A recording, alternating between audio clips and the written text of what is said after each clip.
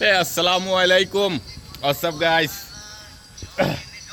আমাদের 18 বাড়িতে একটি বড় গাছ, অনেক বড় গাছ।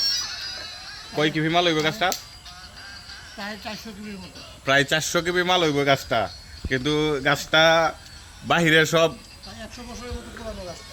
ভালো, কিন্তু ভিতরে খোলাসা। আর গাছটার বয়স আনুমানিক 100 বছর হইব, 100 বছরের উপর হইব, কিন্তু কম হইতো না। পরপর এই গাছটা তো অনেক বড় ছিল, পরপর দুইবার ঠাড়া পড়ার কারণে এই গাছটা মাঝখানে খোলাসা। এই যে দেখেন যা আছে সব এরকম গাছ আমরা 18 বাড়িতে এই প্রথম দেখলাম। পরিষ্কার করা হচ্ছে এই গাছটা।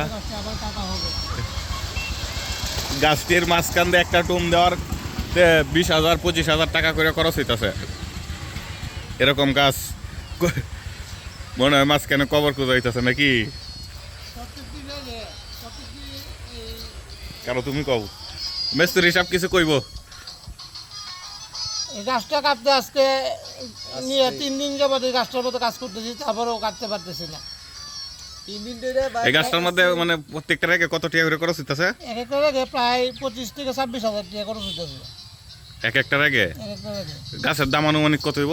গাছের দাম বেশি না, গাছের দাম কমে, কিন্তু কাজের দাম বেশি হয়ে যাচ্ছে।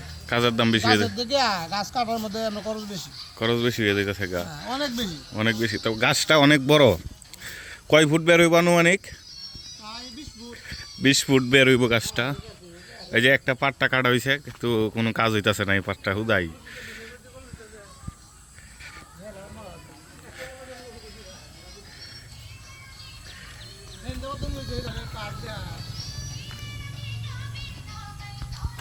আসসালামু আলাইকুম।